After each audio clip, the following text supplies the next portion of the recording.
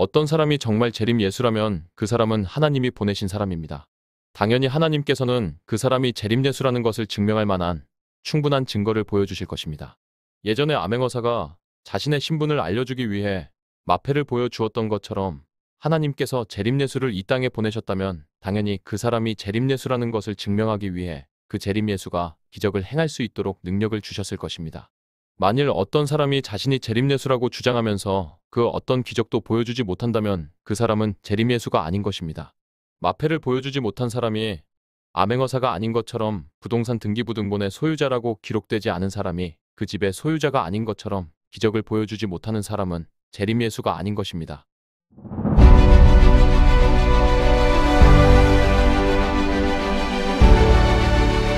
기독교의 성경은 어려운 책이 아닙니다. 따로 해석이 필요 없을 정도로 직관적이며 누구나 쉽게 이해할 수 있습니다.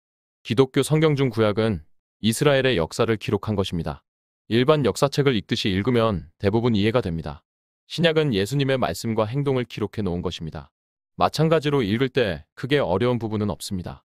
성경을 읽었을 때 잘 이해가 되지 않는 부분이 있다면 그것은 시간적, 지리적, 문화적 차이 때문입니다. 성경은 2000년 전 이스라엘이라는 나라에서 발생한 내용을 기록한 것입니다. 2000년이 지난 지금 현재 대한민국이라는 사회적, 문화적, 정치적 상황 속에서 살고 있는 우리가 그때의 상황을 정확하게 이해하지 못할 수 있습니다. 이러한 상황을 제외하면 성경을 읽을 때 크게 어려운 내용은 없습니다. 대부분의 사람들은 성경을 읽었을 때 그 내용이 무엇인지 제대로 이해하고 있으며 저자의 의도를 정확하게 알고 있습니다. 성경이 쓰여진 근본적이고 핵심적인 목적은 사람들이 하나님이 만든 나라에 들어가도록 하기 위한 것입니다. 그리고 하나님의 나라에 들어가는 방법은 예수님을 믿음으로 이루어진다 라고 하는 것입니다. 성경을 읽는 대부분의 사람들은 이것을 알고 있습니다. 다만 대부분의 기독교를 믿지 않는 사람들은 성경의 저자가 어떤 의미로 이 성경을 기록했는지 이해는 하지만 나는 그러한 기록을 믿지는 못하겠다 라고 말하는 것입니다. 성경의 기록 거의 대부분은 기적에 관련된 내용입니다. 그냥 일반 역사책과는 완전히 다른 부분입니다. 이런 이유로 대부분의 기독교를 믿지 않는 사람들이 성경을 믿지 못하겠다고 하는 것입니다. 그런데 일부 사람들은 이토록 명확하게 해석이 가능한 성경을 자신들의 생각에 맞도록 해석해서 그 내용을 왜곡하고 있습니다. 성경의 내용을 왜곡하는 이유는 다 다를 수 있으나 우리가 혼동하면 안 되는 사항은 성경을 왜곡하여 만들어진 종교단체는 어쨌든 기독교라는 종교는 아니라는 것입니다. 기독교는 다음과 같이 정의할 수 있습니다. 예수님이 우리의 죄를 대속함으로 인하여 우리의 죄가 용서받았다는 믿음을 통하여 세상의 창조자인 하나님이 만든 새 나라에 들어갈 수 있다 라고 믿는 종교. 따라서 기독교의 핵심 교리는 예수님을 믿는다는 것입니다. 이제 여기에서 혼동하지 말아야 할 사항은 만일 어떤 사람이 예수님을 믿음으로 하나님의 나라에 들어갈 수 있다 라는 조건 이외의 다른 조건을 통하여 하나님의 나라에 들어갈 수 있다 라고 주장한다면 그 사람은 기독교인이 아닌 것입니다. 현재 한국에서 일반적으로 많이 접해본 성경을 기반으로 한 종교이지만 기독교는 아닌 종교단체는 두 가지가 있습니다. 하나는 신천지이며 다른 하나는 여호와의 증인입니다. 이 두 가지 형태의 종교는 사실 지난 2000년 동안 그 이름을 다르게 하여 계속 존재하여 왔습니다. 현재 시대에 갑자기 발생한 신흥 종교 형태가 아닙니다. 신천지는 대표적인 재림 예수를 믿는 종교입니다. 따라서 신천지는 예수님을 믿음으로 하나님의 나라에 들어가는 것이 아니라 신천지의 창시자를 믿음으로 하나님의 나라에 들어간다고 믿는 종교입니다. 여호와의 증인은 하나님의 나라에 들어가는 방법이 예수님을 믿는 것뿐만 아니라 반드시 행위를 수반해야 한다는 다른 조건을 추가하고 있는 종교입니다. 이러한 사람들은 자신들이 믿는 종교가 진리라고 말하고 있으며 특히 기독교인들에 대해 당신들이 진리를 잘못 알고 있다고 말하고 있습니다. 기독교인들이 때때로 이러한 사람들과 논쟁이 벌어지는 경우가 발생하는데 이러한 경우 다음과 같이 대응하시기 바랍니다. 그리고 가능하다면 그 사람들을 다시 하나님의 품으로 진리의 길로 인도하시기 바랍니다.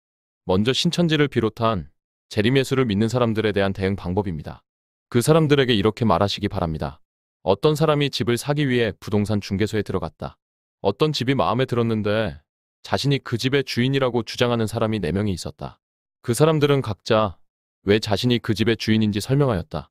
어떤 사람은 그 집의 구조를 정확하게 알고 있었고 어떤 사람은 그 집의 물건들이 어디에 있는지 정확하게 알고 있었고 어떤 사람은 현관문의 비밀번호를 알고 있었다. 그런데 그 집을 구매하려고 하는 사람은 그 4명 중 특정한 한 명이 말하는 것이 신뢰가 갔다. 그래서 그 사람과 계약서를 쓰고 그 사람의 통장에 구매 비용을 입금했다.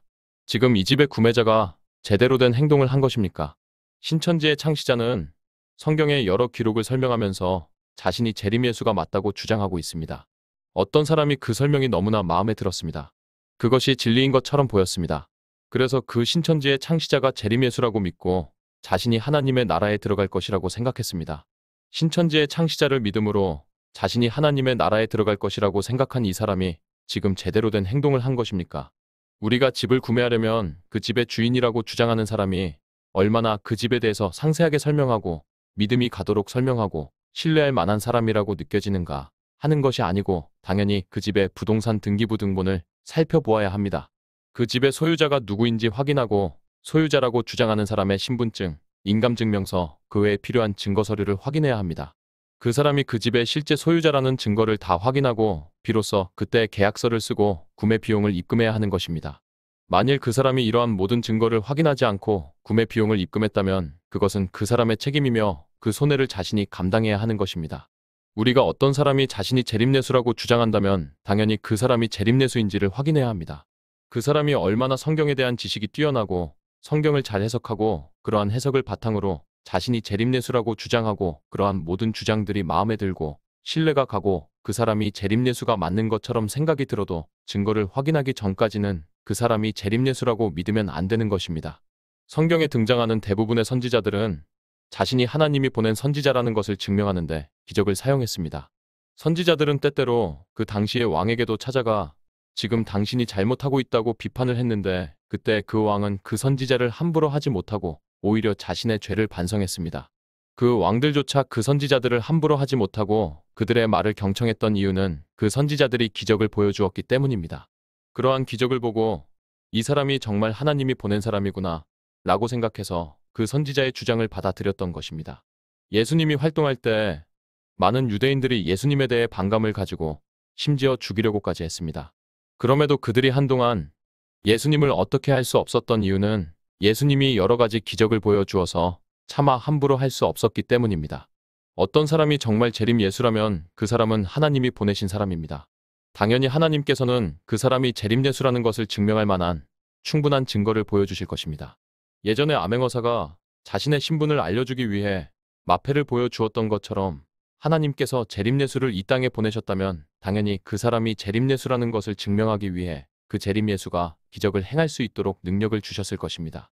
만일 어떤 사람이 자신이 재림 예수라고 주장하면서 그 어떤 기적도 보여주지 못한다면 그 사람은 재림 예수가 아닌 것입니다.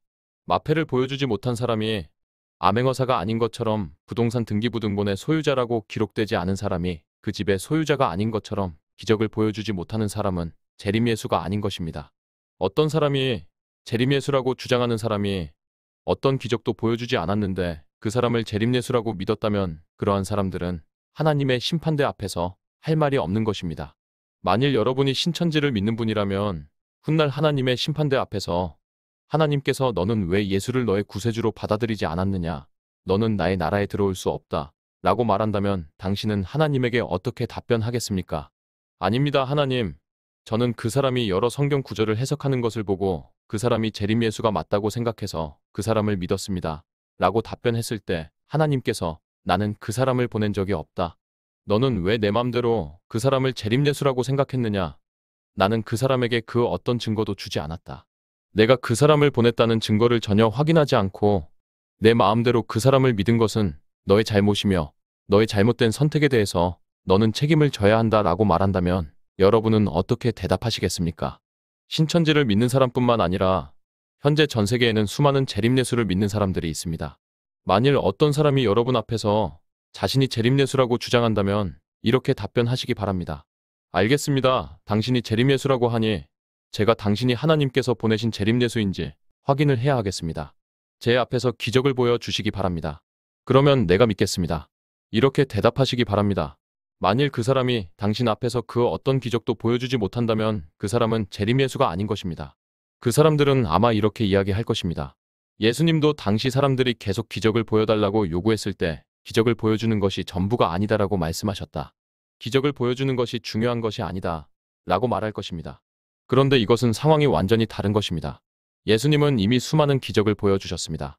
이미 수많은 기적을 보여주었음에도 계속 기적만 보여달라고 하는 사람들의 속셈을 알아보시고 그 사람들을 비판하신 것입니다.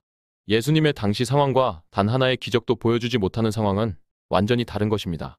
예수님은 실제로 수많은 기적을 보여주셨고 본인도 죽음을 이기고 부활하셨습니다. 기적은 우리가 어떤 존재가 실제 하나님이 보낸 존재인가를 판단하는 유일무이한 단 한 가지 방법인 것입니다. 그리고 그 신천지 교인에게 이렇게 말하시기 바랍니다. 당신은 그 창시자가 당신 앞에서 기적을 행하는 것을 본 적이 있습니까? 만일 그러한 기적을 보지 못했다면 어떻게 기적을 보지도 않고 그 사람이 재림예수라고 판단하시지요? 당신은 어떤 집을 살 때 등기부 등본도 확인하지 않고 어떤 사람이 말하는 것이 신뢰가 간다고 그 사람과 계약을 하고 돈을 입금하나요? 어떻게 그 어떤 기적도 보지 않고 그 사람이 재림예수라고 판단하시지요? 혹시 당신의 판단이 완전히 잘못된 것이라고 생각하지 않으십니까? 증거를 보여달라고 하는 것은 우리의 권리일 뿐만 아니라 우리의 의무입니다. 만일 우리가 증거를 보지 않고 그것을 믿는다면 우리는 우리의 의무를 다한 것이 아닙니다. 반드시 증거를 보여달라고 요구해야만 하며 그 증거를 기반으로 믿어야만 하는 것입니다.